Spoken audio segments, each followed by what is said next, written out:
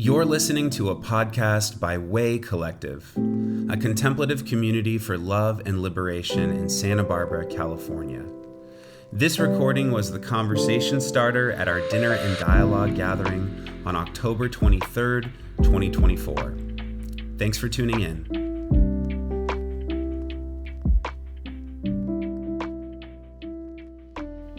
So tonight, we're going to wrap up our series of conversations called Medicine for This Moment by attempting to summarize what I hope has been a balm, B-A-L-M, for each of us as we endure this election season. I'm not going to go point by point through each week's teaching and invitation, but rather add one more element to our series of conversations and then give us a brief benediction of sorts that reflects the heart of what we've been talking about. Okay, so we left off last week talking about our moral complexity and discussing how we can subvert the victim and shame cycles of our society by being merciful with each other without targeting each other. And this evening, I want to help us catch a vision for staying uncompromising in what we care about and being generous in the process of how a more just world can come to be. The author Britt Barron, who's actually going to be with us at the brewery this Friday night, writes in her recent book, Do You Still Talk to Grandma?, that we can feel cognitively closed, meaning like have our mind made up about what a truth is. For example, something like all humans have dignity. But the process of how it plays out or should take shape in our world will constantly move and shift. She says we can and should hold true to our primary and core beliefs about humans and dignity, but our ability to differentiate our core beliefs from our secondary ideas, meaning our understanding of separating the what from the how, will keep us out of the claws of extremism that seem ready to grab us all. Be sure about the core, then be open to natural moves and shifts. New experiences can and should change our secondary beliefs. So, as I've been sitting with this idea of the what and the how, it makes me think about something core I see within our society. Namely, that the how we get to a more just and equitable world is really where most of our main disagreements lie, and where the true work is. Here's an example at Way Collective. We have struggled to coordinate justice events that everyone in the community is in full support of. While it's my sense that everyone here agrees on the what of compassionate action, the how of how we get there is where we have a lot of different opinions. It's difficult to find a policy change issue, a community event, a protest march, or service project that works for everyone unilaterally. And at first glance, if we're someone who's in full support of a certain kind of action, it's easy for those who don't immediately see it the same way we do to become someone we see as sort of like outside of our moral matrix. And to take it a step further, I personally don't feel like there are many inroads to have public discourse from the left, right, or center where we can have constructive conversations about the how of how we get there together. For instance, I'd say that most Americans believe in the what of freedom, but that each side of the political aisle have very different conceptions of how that actually gets enfleshed in our society. Do you know what I mean? Like, to me, if we're not careful, these how commitments can easily become ideological idolatries that actually separate us from other demographics whose how is different than ours.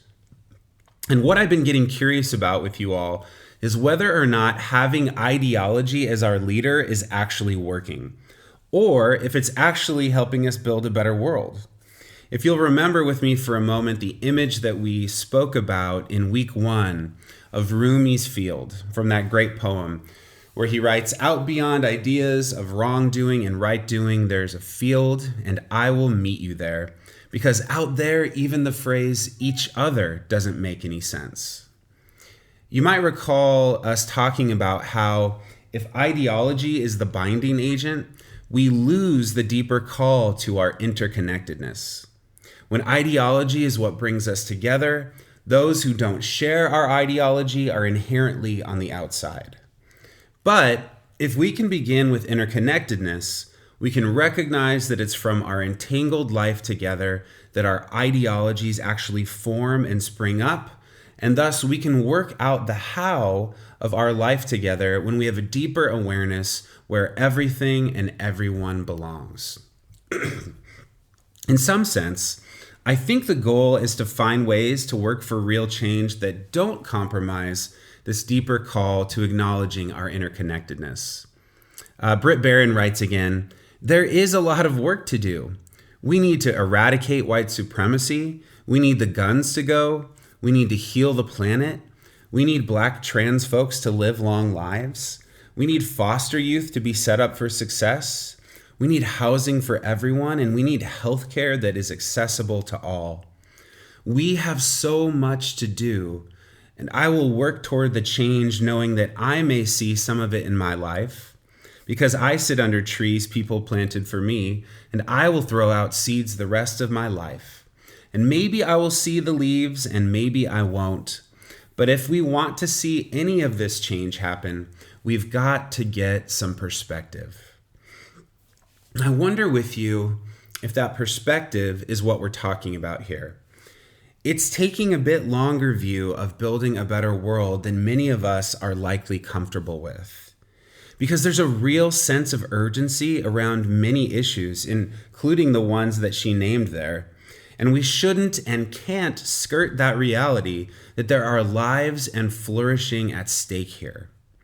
And I can't assure you that keeping our interconnectedness at the fore is going to mean that transformation happens at the speed that any of us would like to see in our lifetime.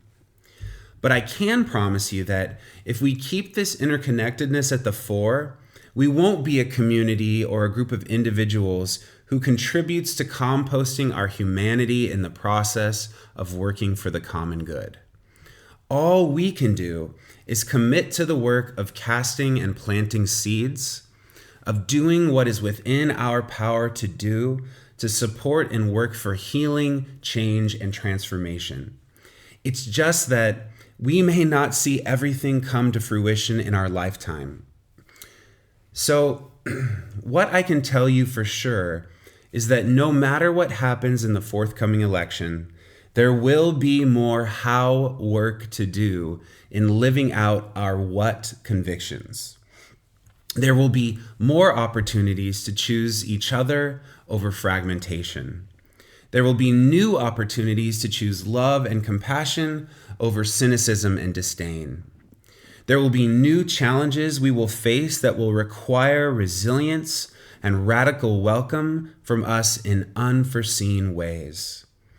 There will always be the call and invitation from justice for us to stride deeper and deeper together to create the dream of God's commonwealth here on earth.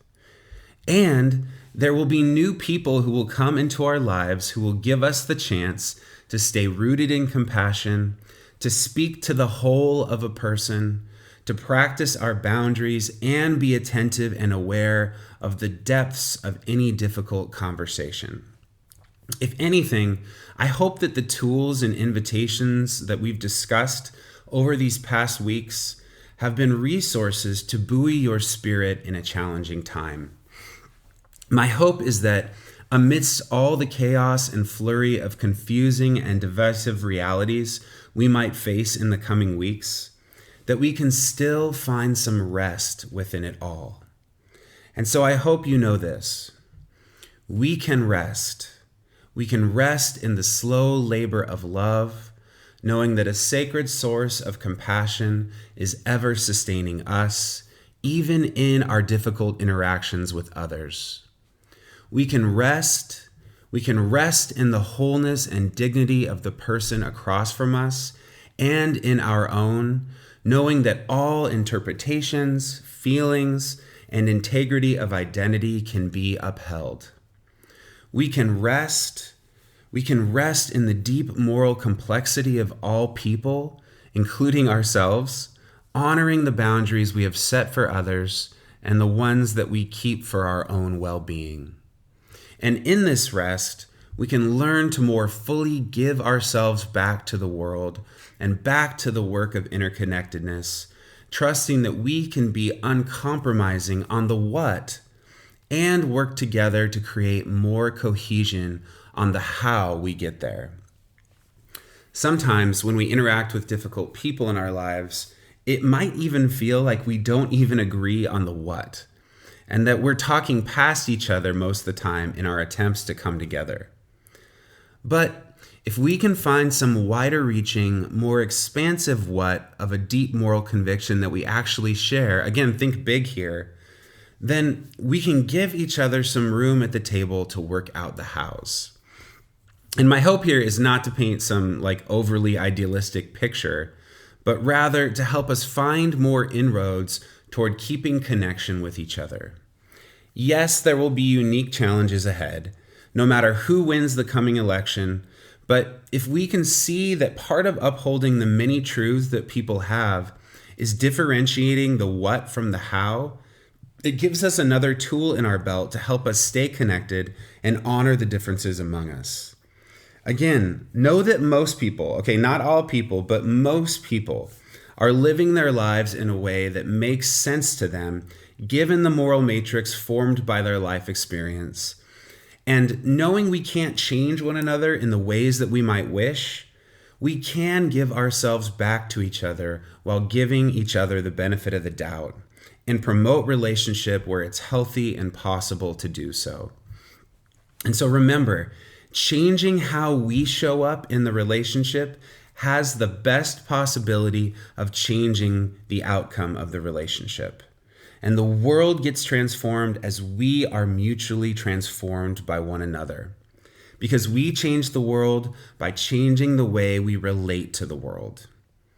And so, may we find patience as we work out life's hows together.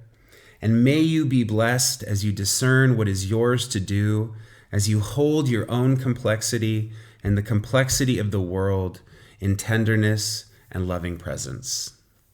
Let's chat about this.